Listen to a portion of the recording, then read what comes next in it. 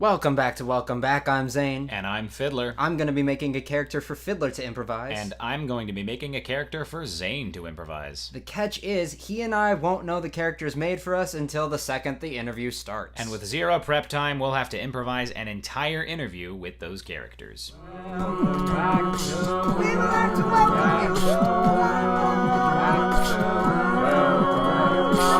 Welcome back. I'm your other host, Fidler.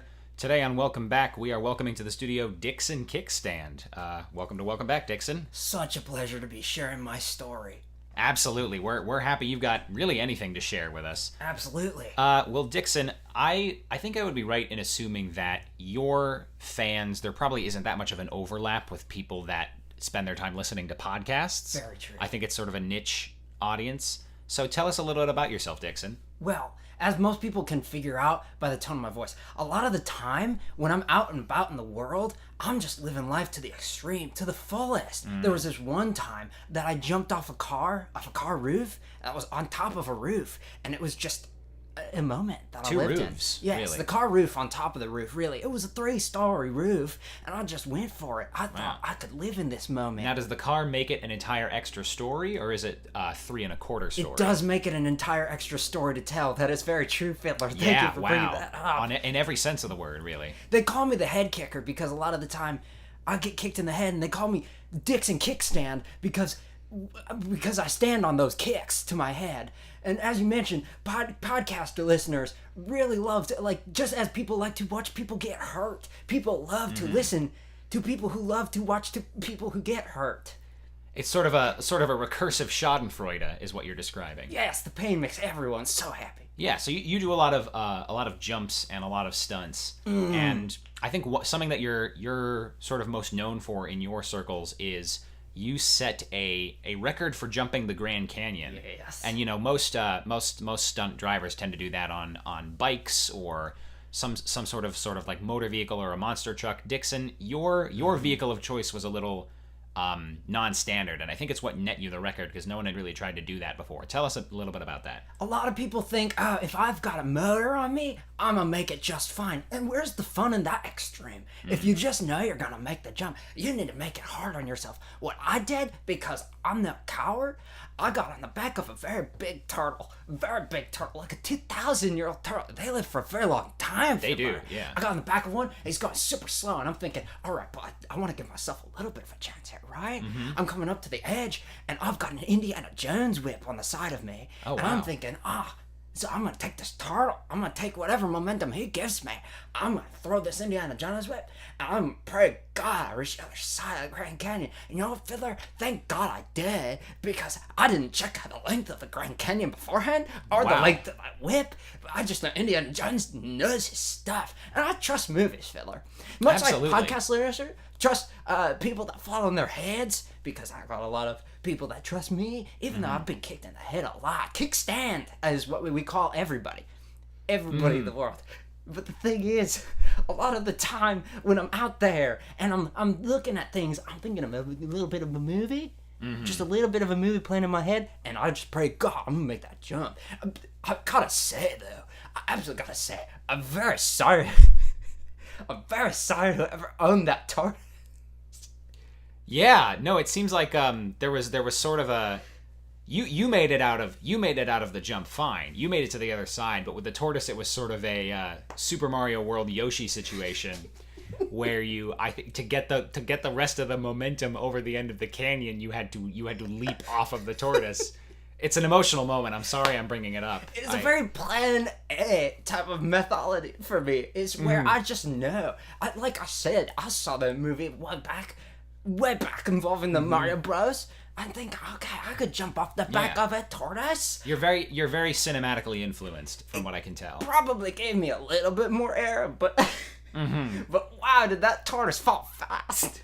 Yeah, I think because you mentioned that it was a large enough tortoise for you to ride on the back of, but at least 2,000 years old, Sam. Yeah, well, not getting any older after the stunt, I can imagine. Probably, but the thing is, I know how bones work. I know I've broken all of them at least once or twice. Absolutely, and on the topic of broken bones, you've actually been out of commission for the past few years. You got in a pretty nasty accident after one of your more prolific stunts, and you're on the road to recovery now, and you're pretty much back in your old shape. Yes, thank you for noticing. Yeah, no, it's a distinct shape that you, I think, cut in this studio. Much like an hourglass, if an hourglass ate a lot of Burger King. Yeah, sort of like two trapezoids in a car crash. So tell us a little bit about this accident now that I think are you far past enough that you can talk about it without sort of reliving that trauma? I feel like my head lets me forget things very, very quickly. It's true, sort of like a colander. I'm a goldfish. Kind of like a goldfish, Fidler. That's true. Dixon Kickstand lives on the edge and thinks about things for like 8 seconds before they are past, far gone. So the doctor. That tortoise lived on the edge too, and then he was neither of those things. Yes, neither living nor on the edge. Partially because my feet forced him to. Yeah, sort of a spring heel kind of situation. Great force. The doctor told me while I was in the hospital. I said, "Doc, I know I'm in the hospital quite often. What was wrong this time?" He says to me, "Dixon Kickstand." Everyone shouts. It's like World Star, but it's just because I'm around. It reminds me that I'm alive in this world. And if you have a short memory, it reminds you of your name. Yes, of course. I am Dixon Kickstand. Exactly. We're very proud of you. There is this moment, apparently, according to the doctor, that I was standing on the top of the Eiffel Tower, and I'm there. I'm in the moment in jazz tap shoes. Apparently, I thought this was a Maxi Ford number you were doing on top of the Eiffel Tower. I was trying to create my own musical, but a real life musical. Much music in this world feels like it is so fake and written, but just for the masses. Just as death-defying as your other stunts. I was trying to make music just for my podcast listening kind of kickstand people. I want people that know this music.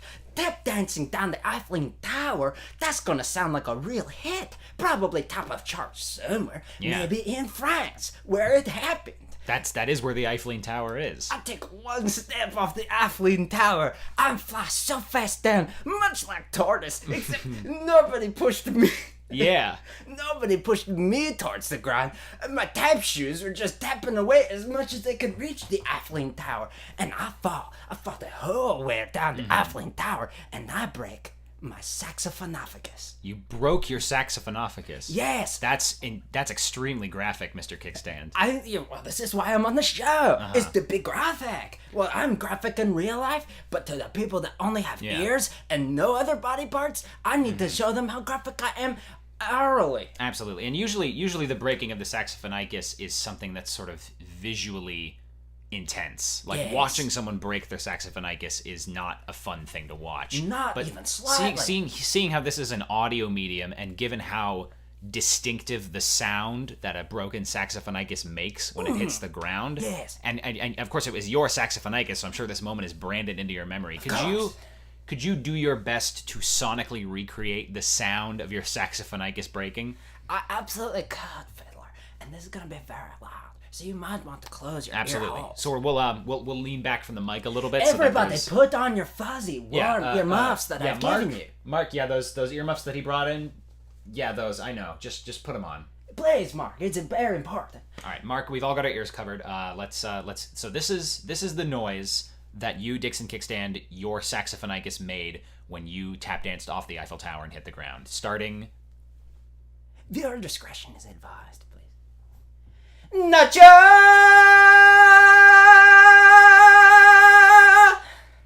Wow, I felt like I was really there breaking my own saxophonophagus. I'm pretty sure I broke a couple of eardrums. I didn't buy earmuffs for everybody that was listening. I apologize. No, it's fine. I think most of us had earmuffs. Oh, well, there's Mark on the floor. Mark! Why? I told you wear the earmuffs. They're good for you. I think we'll get him off to the room where they done fix it. Should have landed on his head like I do. Should have kickstanded himself. All right, so but your saxophonophagus is on the mend after that sort of cacophony, and now that you're sort of settling back into your old bones, you have a comeback stunt lined up to sort of jettison yourself back into the public sphere. Tell us about this stunt. I do. And I don't like to brag a lot because I've got a lot of very important things coming up in my life. I've got ideas running through my head all the time. And sometimes other people steal them because they leak out of my head when my head cracks open. When it gets kicked. Of course, when it kicks. And I cannot stand that happening. Dixon Kickstand, no one can stand it. There's a very big, important event coming up, and I'm very glad that you have me on your show so I can talk about Absolutely, yes. Fire away. Have you heard of the whole ocean? The whole ocean?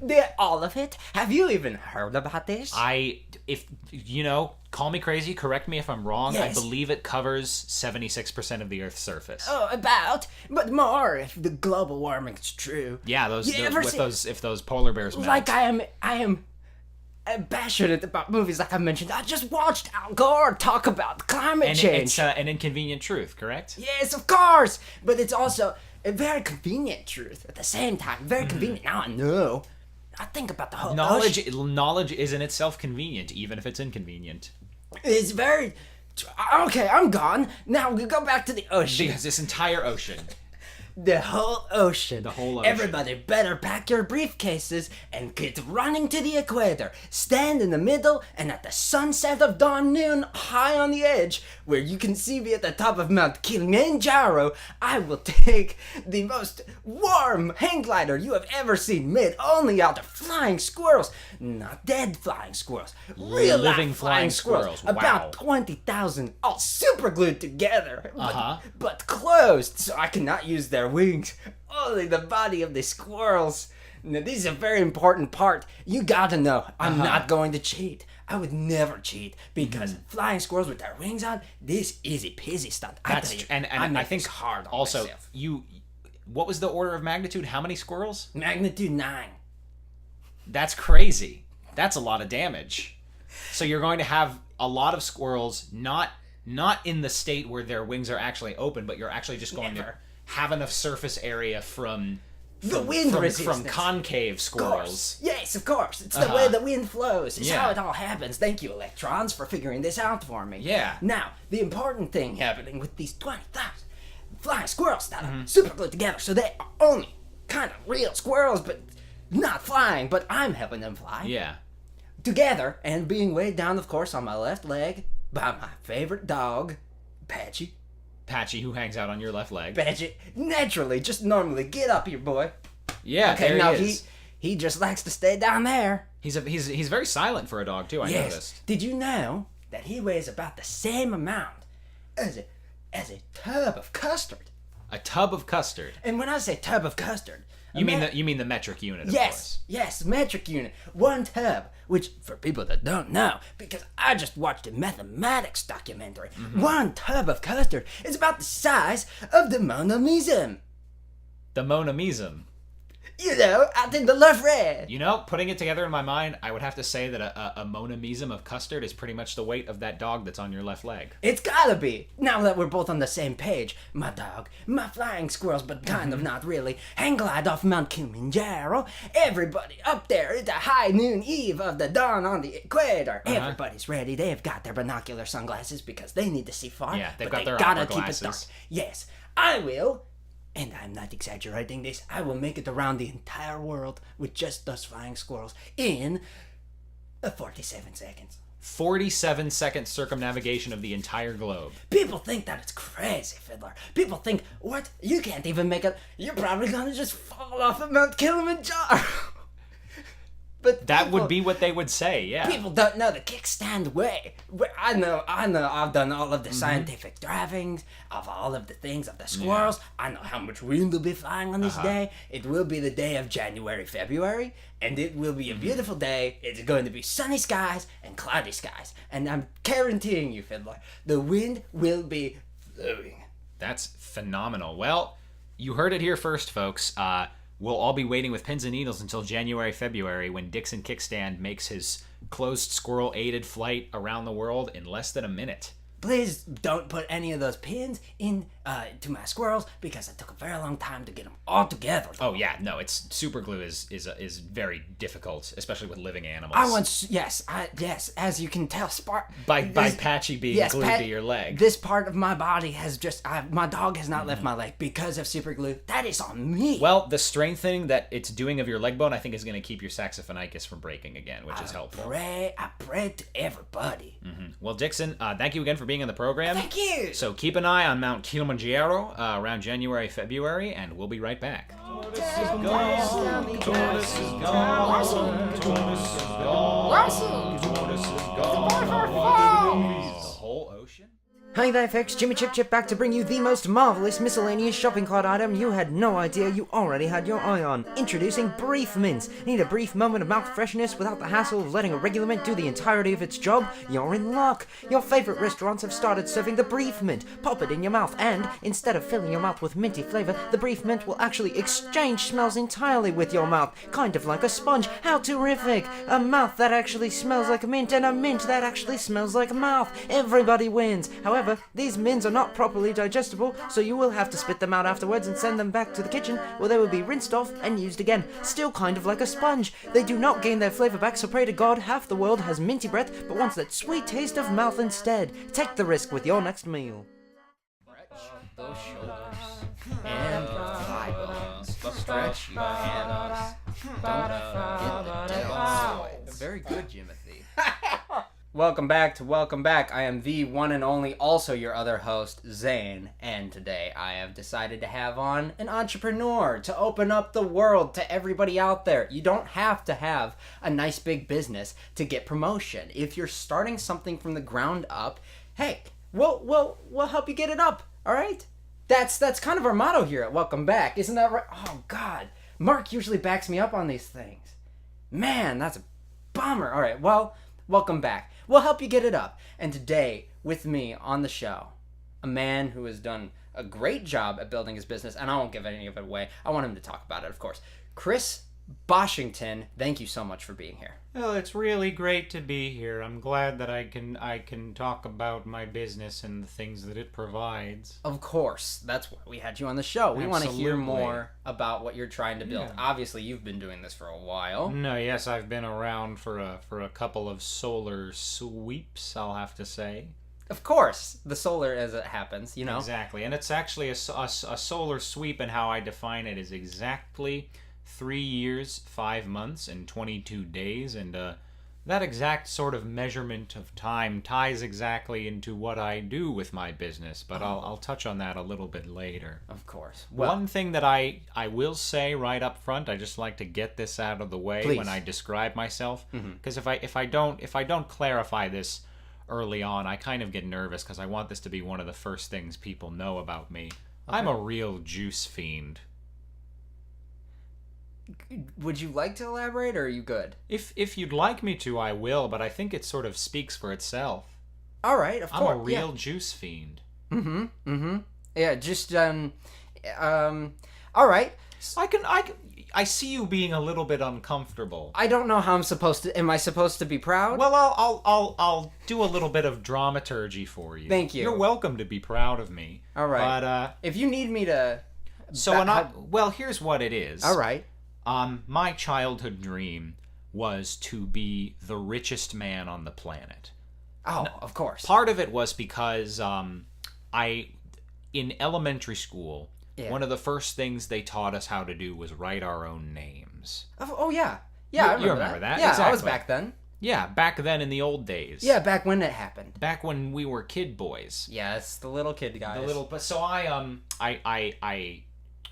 it's funny back then, since I knew my own name from being spoken it to me, but I hadn't yet gotten a grasp around the alphabet to be able to write it myself. So my mother, God bless her heart, wrote out my name on a Post-it graham cracker and sent it to me so that I could copy off of it. Such a sweetheart. So I wrote it down, Chris Boshington. It was right there on the paper in my blue-colored pencil, and I remember looking at it and thinking, this name belongs below a velvet portrait of me on the wall of my 50-acre mansion in the richest province in the nation, because this is a rich man's name. It sounds like you discovered oil. Chris Boshington. It's like you should name like universities after it. Boshington University. Right. I really like it. It's a rich man's name. So that was my childhood dream from when I was very little. But then, and it's like over time, that obsession with money sort of dwindled away and rotated into this obsession with juice instead. Oh, okay. Because it's I had all these very what's the word I'm looking for? Abstract ideas about money and how to spend it and what I should do with it. As we all Because as a child, you're so removed from the world of money as a system that gets you what you want. Yeah. Especially, I had fairly middle class parents, so I never really had to worry about food or being mugged or that sort of thing. Like I think almost all other kids do pretty much constantly, is worry about being mugged. Worried about walking out of that theater and watching your parents get shot. Exactly, and becoming a caped superhero. But then I remember the first time I had juice.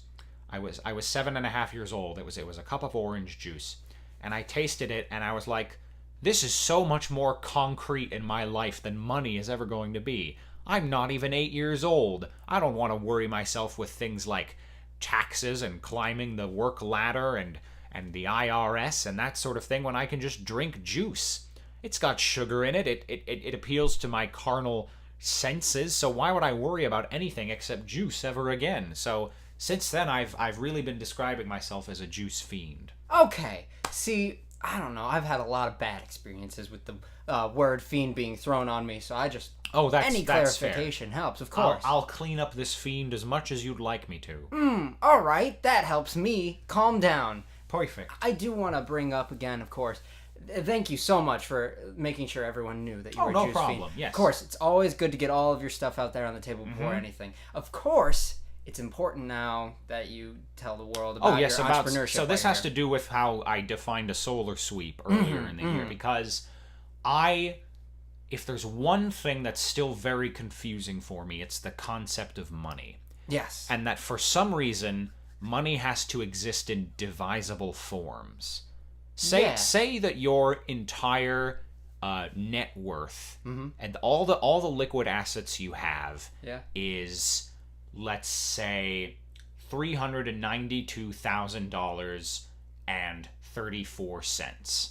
Now, what that means in terms of what your money actually looks like is not something that's very easily nailed down. Like, it could be $392,001 bills and 34 pennies. It could be, however, it's the math I can't really do, which will lead into why I do what I do. It could be any There was a guy of... that we had on earlier that watched a mathematics documentary that... That's fair. I think he's gone tortoise hopping, so I don't know if we can get him back at this juncture. But I'm saying your money can be offered to you in a variety of denominations. It could be $50 bills. It could be $2 bills. It could be something less quantifiable, like gold or time or sensuality, and things that get traded around like they're money, but they're not money. Trading cards, that sort of thing.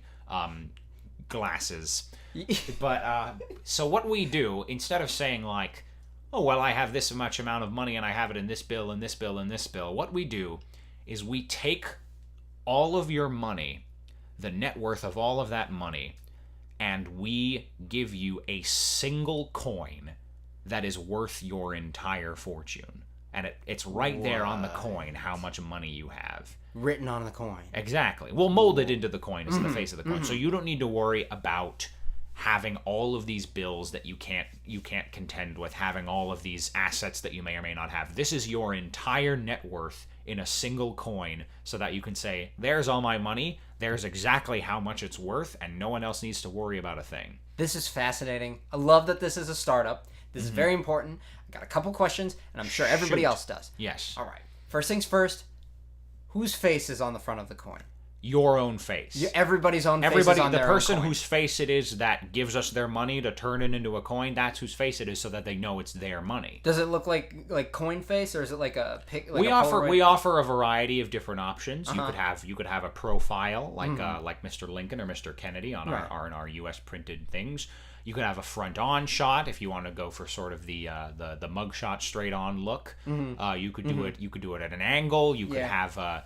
We allow you to bring one prop with you. You'd like to use. We have some fun. People, we have some people that pose with their pets, their firearms, ashes of a loved one scattered across their face, that sort of thing. In memory. Yes, of course. And you can substitute one other body part for your face if you think you have a more distinctive way of doing that. Back when actually your previous guest Dixon Kickstand, when he was on the program and he had his fortune transferred into one of our Bosch coins, as we like to call them. He had just broken his saxophonicus, and so he used an image of his broken saxophonicus, and it had a special thing in it where if you flipped it over fast enough, you would actually hear the sound of his saxophonicus breaking. It would come back. Which I won't repeat here because I think Dixon took his earmuffs with him when he left. Thank you so much.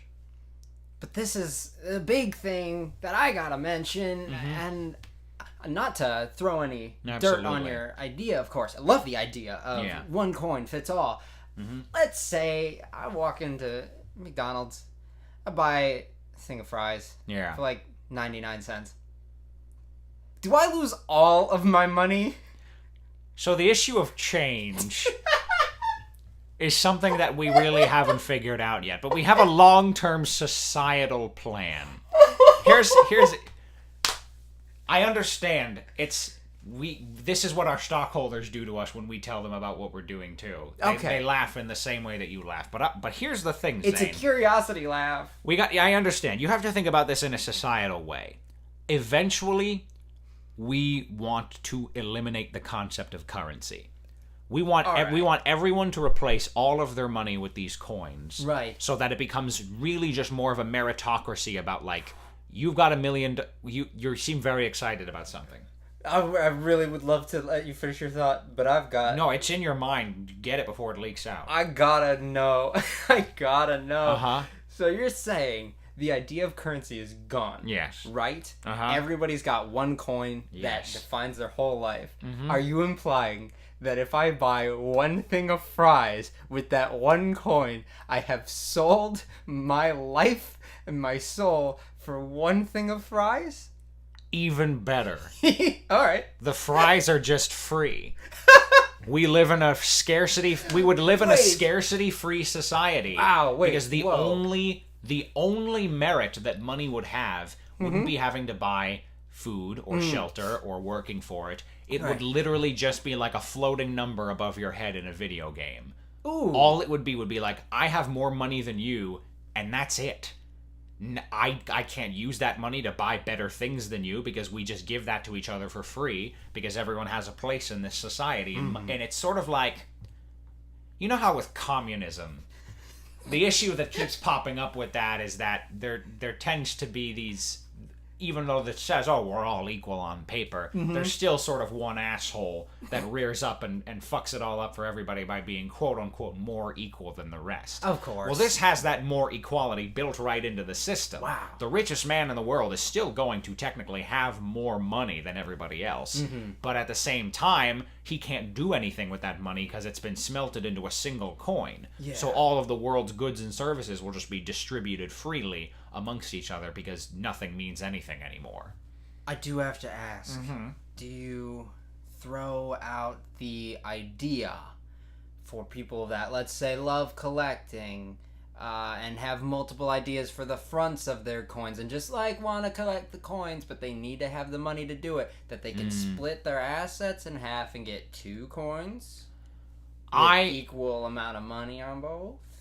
We haven't really functioned that in yet because, again, we don't sort of want to make a dichotomy where one person has more coins than another person. Right. We do allow you to get your coin reprinted. Oh. So if you realize that you don't like what's on your coin, you can come back and have it smelted again. Of course. That's very important. Exactly. Thank you so much for throwing this out there. No problem. Glad I was able to explain it. This is a very, very interesting concept. And I love that you brought the solar sweeps back into it. Yes, no, the time and how that sort of gets measured up as we roll around the sun. With the, I believe, 3 years, 5 months, 22 days. You done did it. You know what? During the break, I had to watch that mathematics documentary so that I could get up to speed for everyone that's smarter than me. Because all I know now is math and probably how far a walk it is from here to a Krispy Kreme. Yeah, that's really fair. I mean, you've got a mind like a sealed trap. You don't forget. Yes, but I also can't let go. Yeah, I'm trying to think of like a metaphor for like something that doesn't forget, and I can't think of anything. I really. What's that thing like? It's like a something never forgets. Don't people say that sort of thing sometimes? I don't know why equestrian's coming to mind. Does that? What does that mean? Equestrian? Yeah. A person with great knowledge of horses. What's a horse? I think we've hit a good mark. If you want to go sit in the waiting room and we can bring Fidler No, wait. back out Explain. here. What's a horse? What greater category is a horse in? I'm trying to understand this taxonomy of what you're describing. I'm sorry. Are you trying to tell me that you? So in your world, wait, all of a sudden, everybody's gonna get a coin. Every person's gonna get a coin. What does happen to the animals? What happens to the what now? Wait a minute, you're trying to tell me you haven't heard of an animal? Oh, wait, hang on a second. I've heard of them before, but you know what it is? I've never seen an animal before. What? But I'm positive that they exist. Wait, so you've got the concept of what it's like money for you?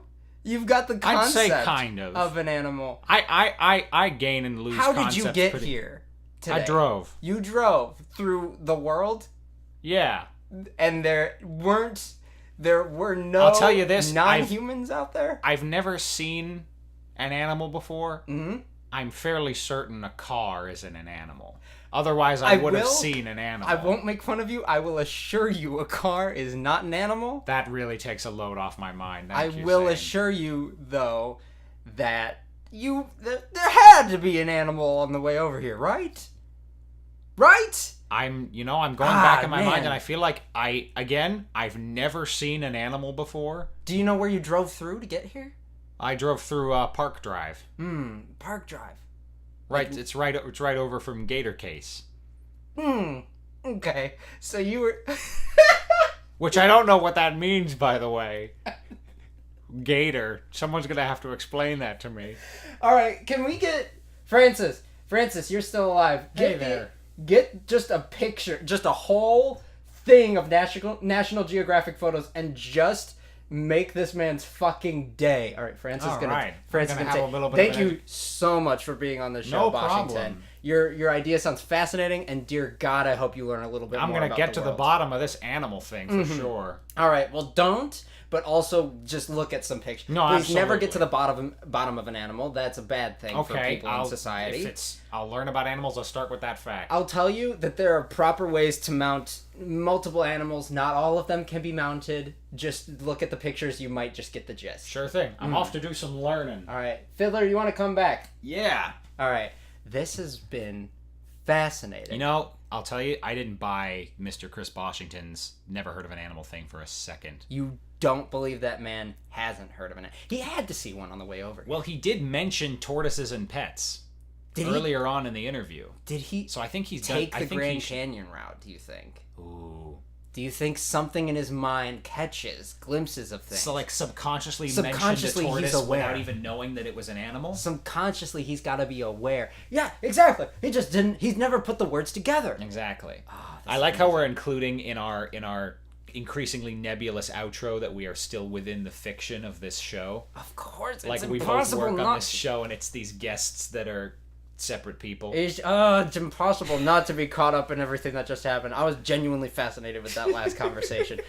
My reactions were real. Yes, especially as like the timer ticked over just as you realized how deep in it we were. Loved it. All right. Well, thank you so much for everyone that's listened to this. Oh, absolutely. If you liked it, go ahead and let us know. Yeah, leave us a review on iTunes. This will be a rating. That'll help out a great deal. This might be on YouTube. Yes, as YouTube well. in snippets, in full. It might be on SoundCloud. Yeah.